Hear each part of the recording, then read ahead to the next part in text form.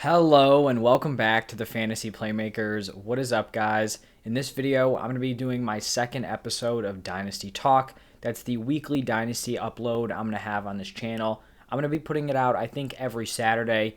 It may switch up in certain weeks, but that is the plan right now. And I'm going to try to cover, a different topic every single week. And for today's episode, I'm going to be going through my number one Dynasty player at every single position. So running back, wide receiver, quarterback, and tight end.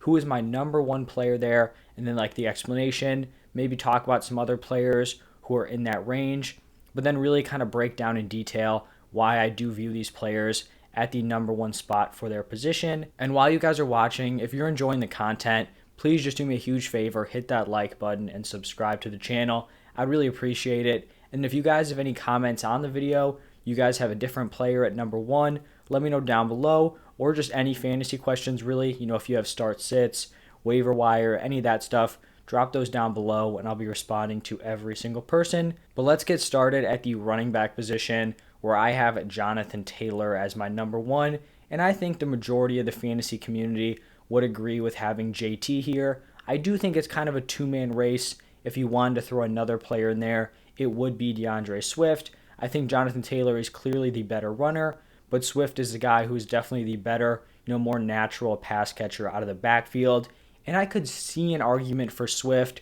I wouldn't say it was a terrible choice to have him as your number one, because if we're looking at the highest possible upside, right? So if everything goes right for these players, so for Swift, that would be that offensive line coming together, improving, getting healthy. Maybe they get a quarterback so that offense could actually score. I could see Swift having the highest possible upside, just because he has a receiving ability that's much more similar to a guy like Christian McCaffrey or Alvin Kamara, where Jonathan Taylor doesn't really have that. But I just think Jonathan Taylor seems like a lock to be a top tier running back one for the next 5+ years, and I just can't pass on that for my number one guy. And there are very few backs in the NFL who can finish as high-end RB1s without having that elite receiving volume. Guys like Deandre Swift, Christian McCaffrey, Alvin Kamara, those guys can finish towards the top, but they're getting a ton of scrimmage yards, through receptions. They're getting points for those receptions in PPR and half-point PPR formats. But this season, Taylor is doing that without having, those top-tier receiving numbers. He's currently number one in points at the running back position and number two in points per game behind Derrick Henry, and he has gotten those points through being totally dominant on the ground. He is towards the top of the league in almost every single rushing stat, and that includes volume stats as well as advanced metrics. So it's not like he's just getting all these touches and that's why he's leading. He's also very efficient when he does get those touches. So right now he is number two in carries, number one in red zone touches, number one in rushing yards, number one in rushing touchdowns, number two in breakaway runs, number one in evaded tackles, number one in dominator rating, number one in yards created, number one in goal line carries, number one juke rate, and he is number two in yards created per touch. So just dominance this season coming from Jonathan Taylor. And I talked about how he didn't have that elite receiving role, but he has carved out a pretty solid receiving role. Nothing crazy. 17th in targets, 9th in receiving yards, but this is just going to be kind of complementary production to add on top of that elite rushing ability that I just talked about. So he really doesn't have any major flaws. You could say, I wish he was more involved in the receiving game, but there's really no glaring issues here with him or his profile. And so I do think he is very deserving of being the number one dynasty running back. And I think he's probably going to be a top three super flex draft pick. You've got some of those top tier quarterbacks, but I do think he will fall in the top three in most dynasty startups this offseason. Now let's shift over to the wide receiver position, where I have Justin Jefferson as my number one. I feel like in the dynasty community, this is a pretty heated debate between Justin Jefferson and Jamar Chase for dynasty wide receiver one. Pretty crazy because they were both on the same college team, former LSU teammates. When they were at LSU, Jamar Chase was the better player while also being a year younger than Justin Jefferson. So I do kind of get the hype for Jamar Chase. The man is a monster. We've seen some crazy college production from him as a sophomore, outproducing a guy who has been dominant in the NFL like Justin Jefferson. But I just think this is Justin Jefferson's spot here at number one. And for me, it's not much of a debate. I do understand the argument, but for me, it is pretty clear cut. And that is not a shot at Jamar Chase at all. It's just that Justin Jefferson has been amazing so far in his NFL career. He went out as a rookie, had a historic rookie season, second all time in receiving yards, fifth all time in receptions. So that's in terms of like rookie numbers, second in receiving yards, fifth in receptions. He was ninth in the NFL in points per game that season for wide receivers, and he was sixth in total points amongst other wide receivers. So he stepped onto the NFL field and became a locked-in mid-tier wide receiver one, and he has managed to improve on that impressive 2020 season where he logged 88 receptions on 125 targets for 1,400 receiving yards and 7 touchdowns. I mean, that stat line right there could be like a really solid NFL receiver's best season ever, and Justin Jefferson did that as a rookie. And now looking at this season for a 16-game pace, I know it's 17 games now, but when we're comparing it like this season to past seasons, we've got to use 16-game pace. He played all 16 games in 2020, so that was 88 receptions, 1,400 receiving yards, 7 touchdowns.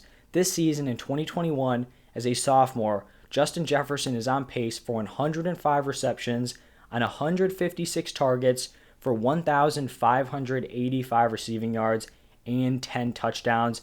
That is absurdly good. And it's totally possible that Jamar Chase goes out as a sophomore and replicates these numbers that Justin Jefferson is putting up. But I'd rather bet on the guy who has already put up the production and has just been an insane outlier, right? Like there are players who just drastically outperform expectations. So, it's totally possible that Jamar Chase could do that. I would just rather have the guy that I know has put up that production and not have to project another absurd season on a guy where we have not seen it yet. I do understand that the quarterback position definitely kind of favors Jamar Chase here. He's going to be paired with Joe Burrow probably his entire career, and Joe Burrow, looks like he's going to be set up to probably be a top 10 quarterback moving forward, whereas with Justin Jefferson, he's paired with Kirk Cousins, who's sitting there at 33 years old.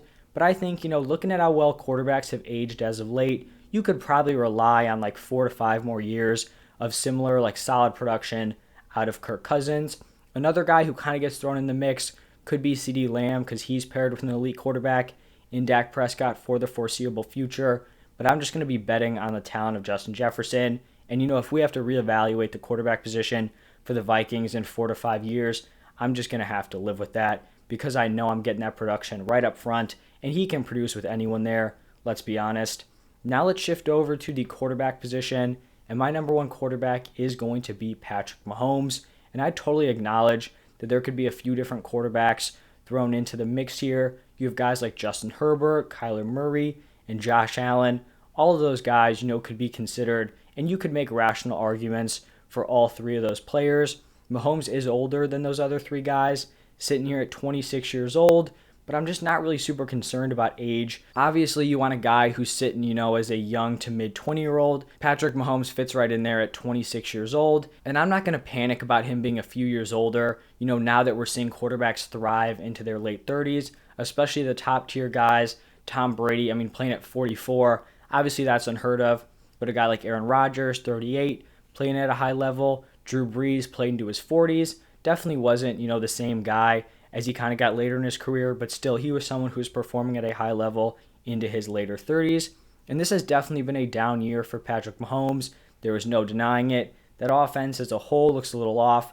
I'm recording this video right after that Thursday night football game, so a great comeback, but still, that's just not the Chiefs offense that we have seen in years past. I'd rather bet on like the 3-year sample before this than 1 year where things are just a little bit off, and he has had a historic start to his NFL career. These are his fantasy finishes in his first 3 years as an NFL starter. So 2017, he was a rookie, started 1 game.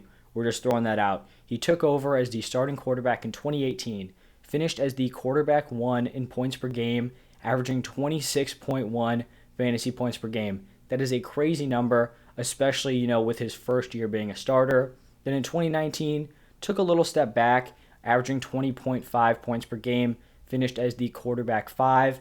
Then in 2020, averaging 25 points per game and finished as the quarterback 2. That was behind, I believe it was Kyler Murray. Oh no, that was actually Dak Prescott, who only played in 5 games before he got injured. and you're looking at the weapons around him. Travis Kelsey kind of looked like he was slowing down a little bit, then went out on Thursday night, absolutely balled out. But he is 32 years old, so he probably has, 1, 2, maybe 3 more seasons of being like a top tier elite tight end. But you're getting that for a few more years. Tyreek Hill sitting at, I believe, 27. He should have at least 4 more years of elite production, and he's going to be paired with a great head coach in Andy Reid. So I just think there's a lot to be happy about moving forward for Patrick Mahomes, and he's going to continue to dominate for the next, 10, 12, maybe even like 15 seasons. And then the final position we're going to talk about, it is the tight end position, and I have Kyle Pitts here. This is probably the most clear-cut ranking for any of these guys, the easiest player to choose as my number one. And a big part of this decision just comes down to the age of some of these other top tier tight ends. The tight ends who have been dominating in the last few seasons are already or approaching that 30-year-old mark. Looking at George Kittle sitting at 28, Travis Kelsey 32, Darren Waller 29. You have Mark Andrews sitting at 25, but I'd still give the edge to Kyle Pitts, who's only 21 years old. That is absurd. He's one of the best tight end prospects of all time. And the way I describe him is he's basically a wide receiver playing the tight end position. And we know that wide receivers have a much higher ceiling for fantasy football. The man is a wide receiver when you just look at how athletic he is. And they're using him, outside a fair amount in the slot. He's getting a lot of reps like a wide receiver. And he's had a really solid rookie season so far. I feel like it's kind of gone under the radar. On a 16-game pace, he is on track for 948 receiving yards, almost an 1,000-yard season. That would be the second most ever for a rookie tight end. So really a historic season so far. The only reason I feel like it isn't being recognized like that is because he's only logged 1 receiving touchdown, which for fantasy has definitely limited his overall production. But this isn't something that's going to carry over every single season. But with him sitting here at only 21 years old, he could legitimately have 10 plus years of high-end tight end production on your roster. And I just really can't stress how impressive this rookie year has been, considering all the struggles that other rookie tight ends have gone through. Remember, this is a position where you kind of see breakouts 2-3 years into their careers. That first year is a little rough. They continue to develop, and then they really hit that peak. Looking at some of these other elite tight ends rookie seasons. So first, just to give you Kyle Pitts, 16-game pace, 66 receptions, 948 receiving yards, and 1 touchdown. Obviously, the touchdown is the big negative there. Travis Kelsey, he missed his rookie season with injury, so we'll just go into the sophomore season. 67 receptions, 862 receiving yards, and 5 touchdowns. This is probably the most, similar stat line to Kyle Pitts. Obviously, he has a little bit less in terms of the receiving yards, but he has 4 more touchdowns. And look at Travis Kelsey. The man has been elite high-end tight end 1, for as long as I can remember. So that's kind of the most similar comparison here. George Kittle as a rookie, 43 receptions, 515 receiving yards, 2 touchdowns. That was in 15 games. Not even coming close to the volume of Kyle Pitts. Darren Waller literally did nothing in terms of production until his 4th season, where he came out with like over 1,000 receiving yards. So he came out of nowhere. Zach Ertz obviously has fallen off a little bit, but the last few seasons he has been a top performer. 36 receptions, 469 receiving yards, and 4 touchdowns. And then Mark Andrews, 34 receptions, 552 receiving yards, and 3 touchdowns. Kyle Pitts is going to be a stud. He is only 21 years old. You're going to have him on your roster for 10 years, and he is going to be a dominant high-end tight end 1 for the majority of those seasons. So that is going to wrap it up for my number 1 dynasty assets at each position. If you enjoyed the content, do me a favor, hit that like button and subscribe to the channel. But thank you guys for tuning in, and I'll see you in the next one.